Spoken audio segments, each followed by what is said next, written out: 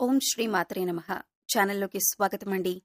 పూర్వజన్మ పుణ్యఫలమే మకర రాశి వారికి ఊహించని రూపంలో సాక్షాత్తు ఆ పరమేశ్వరుడే వీరిని అనుగ్రహించబోతున్నాడు. కేవలం ఒకే ఒక్క అభిషేకం ఈ రాశివారి జీవితాన్నే మార్చేస్తుంది. వీరికున్నటువంటి దోషాలు, శాపాలు అన్నీ కూడా నశించిపోతాయి. అయితే ఈ రాశివారు చేయవలసిన అభిషేకం ఏమిటి? ఈ అభిషేకం ద్వారా వీరు జీవితంలో ఎటువంటి ఫలితాలను పొందబోతున్నారు? అలాగే వీరి జీవితంలో ఆశించిన ఫలితాలను పొందటానికి చెయ్యవలసిన దేవతారాధనతో పాటుగా పాటించవలసిన పరిహారాలను గురించి ఈ వీడియోలో వివరంగా తెలుసుకుందాం. కానీ అంతకంటే ముందుగా మీరు కనుక మన ఛానల్ని ఇప్పటి వరకు సబ్స్క్రైబ్ చేసుకోకపోయినట్లయితే సబ్స్క్రైబ్ చేసుకుని పక్కనే ఉన్న బెల్ ఐకాన్ నొక్కి ఆల్ సెలెక్ట్ చేసుకుంటే మేమిలాంటి వీడియోస్ అప్లోడ్ చేయగానే ముందుగా మీకు నోటిఫికేషన్ వస్తుంది. ఈ రాశి వారిని సాక్షాత్తు ఆ పరమేశ్వరుడే రక్షించబోతున్నాడు.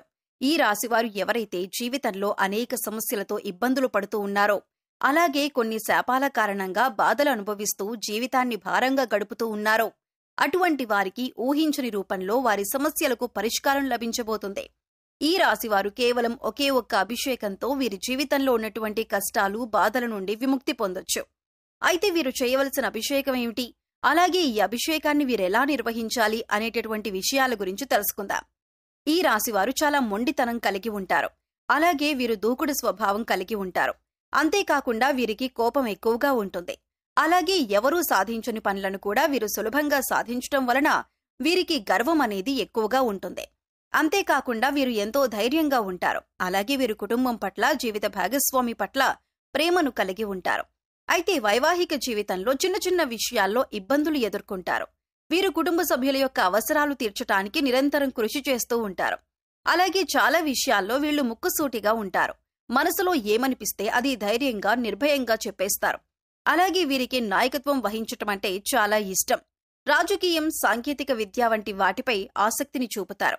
ముఖ్యంగా ఈ రాశివారు వీరి యొక్క స్వభావం వలన కొన్ని సందర్భాల్లో సమస్యలను కొని తెచ్చుకుంటారు. అలాగే ఈ రాశివారికి ఉన్నటువంటి దోషాల కారణంగా కూడా వీరు అనేక ఇబ్బందులను ఎదుర్కొంటారు.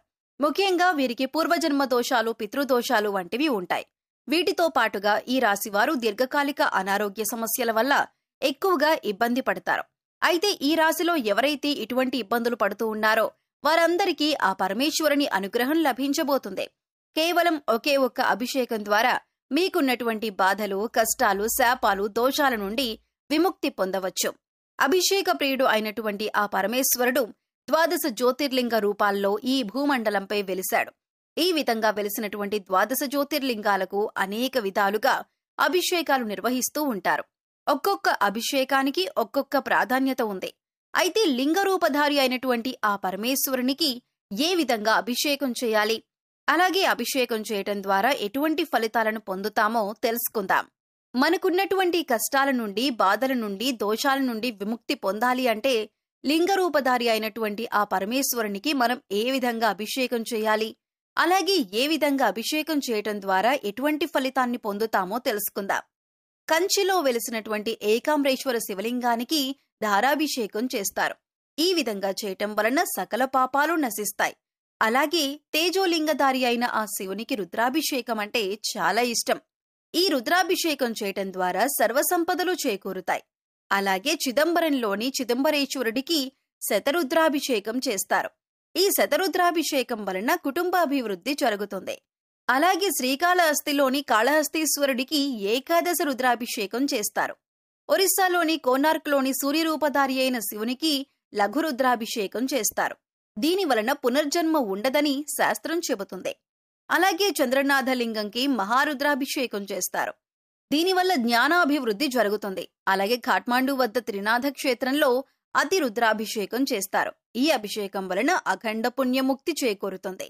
అలాగే శివలింగానికి ఆవు పాలతో అభిషేకం చేయటం ద్వారా సంతాన ప్రాప్తి కలుగుతుంది. అంతేకాకుండా బిల్వపత్రం ఉంచిన నీటితో అభిషేకం చేయటం ద్వారా ఆయువు, ఆరోగ్యం అభివృద్ధి చెందుతుంది.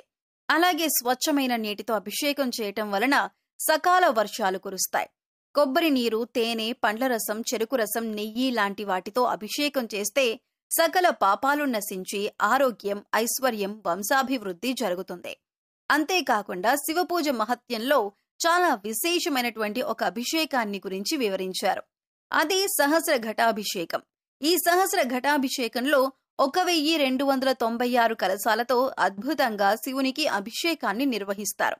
ముందుగా ఈ అభిషేకానికి 1296 కలశాలను సిద్ధం చేసుకుంటారు.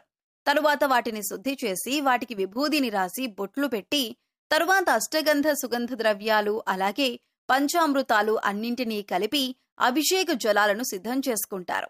ముందుగా సిద్ధం చేసుకున్న ఘటాలన్నింటికీ ధూపాన్ని వేస్తారు. తరువాత వాటన్నింటినీ ఒక క్రమ పద్ధతిలో ఉంచి తయారు చేసినటువంటి అభిషేక జలాన్ని ఆ కలశాల్లో నింపి పూజా కార్యక్రమం నిర్వహిస్తారు. ఆ తరువాత ఆ 1296 కలశాలతో లింగరూపధారి అయిన ఆ పరమేశ్వరునికి అభిషేకం చేస్తారు.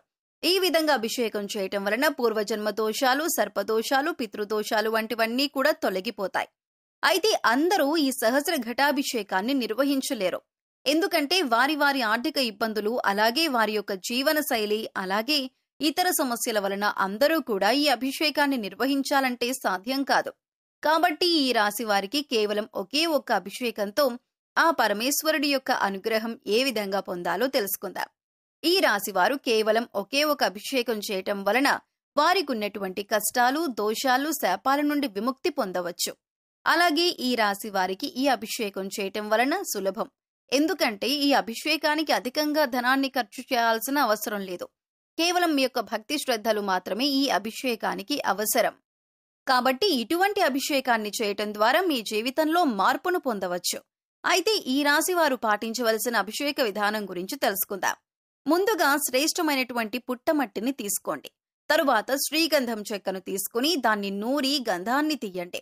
తరువాత ముందుగా తీసుకున్నటువంటి పుట్టమట్టిలో ఈ శ్రీగంధం కలపండి.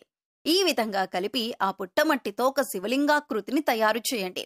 ఈ విధంగా తయారు చేసినటువంటి శివలింగానికి చందనం, సుగంధ ద్రవ్యాలు, కస్తూరి, అలాగే గంగాజలం, పంచామృతాలతో మీకు వీలైనటువంటి వాటితో 20 రోజుల పాటు అభిషేకాన్ని ప్రతిరోజు నిర్వహించండి. అలాగే శివలింగం దగ్గర ప్రతిరోజు బిల్వదళాన్ని ఉంచండి. ఈ విధంగా 20 రోజుల పాటు అభిషేకం చేయటం ద్వారా ఈ రాశి వారి జీవితమే మారిపోతుంది. వీరికున్నటువంటి శాపాలు, దోషాలు అన్నీ కూడా తొలగిపోతాయి. అంతేకాకుండా ఈ విధంగా తయారు చేసినటువంటి శివలింగాన్ని గుండెల దగ్గరగా పెట్టుకొని ఓం నమః శివాయ, ఓం నమః శివాయ అని 108 సార్లు జపించటం ద్వారా వీరికున్నటువంటి అనారోగ్య సమస్యలన్నీ కూడా తీరిపోతాయి. అలాగే ఈ రాశి వారు జీవితంలో ఆశించిన ఫలితాలను పొందటానికి పాటించవలసిన పరిహారం గురించి తెలుసుకుందాం. ఈ రాశివారు సూర్యుని అనుగ్రహం కొరకు సూర్యబీజ మంత్రాన్ని ప్రతినిత్యం జపించాలి. అలాగే వీధి శునకాలకు అంటే కుక్కలకు ఆహారం అందివ్వాలి. నలుపు, తెలుపు రంగులో ఉన్న కంబళిని దానం చేయాలి. ఉలవలతో చేసిన ఆహార పదార్థాలు పేదలకు పంచాలి. ఉలవలను నీటిలో నానబెట్టి గోవులకు తినిపించాలి. అలాగే మంగళవారం నాడు ఉపవాస నియమాన్ని పాటించటం, సుబ్రహ్మణ్య స్వామి దర్శనాన్ని చేసుకోవటం శుభ ఫలితాన్నిస్తుంది. సో చూశారు కదండి, కేవలం ఒకే ఒక అభిషేకం ఈ రాశి వారి జీవితాన్ని ఏ విధంగా మార్చేస్తుంది. అలాగే ఈ అభిషేకం ద్వారా వీరికున్నటువంటి శాపాలు, దోషాలు ఏ విధంగా నశించిపోతాయి వంటి విషయాల గురించి ఈ వీడియోలో వివరంగా తెలుసుకున్నాం కదా. ఈ వీడియో మీకు నచ్చినట్లయితే లైక్ చేయండి. మీ ఫ్రెండ్స్ అండ్ ఫ్యామిలీ మెంబర్స్ లో మకర రాశి వారు ఉంటే వారితో ఈ వీడియోని షేర్ చేసుకోండి. అలాగే ఇప్పటి వరకు మీరు కనుక మన ఛానల్ ని సబ్స్క్రైబ్ చేసుకోకపోతే సబ్స్క్రైబ్ చేసుకుని పక్కనే ఉన్న బెల్ ఐకాన్ నొక్కి ఆల్ సెలెక్ట్ చేసుకుంటే మేమిలాంటి వీడియోస్ అప్లోడ్ చేయగానే ముందుగా మీకు నోటిఫికేషన్ వస్తుంది. మరో చక్కటి వీడియోతో మళ్ళీ కలుసుకుందామండి.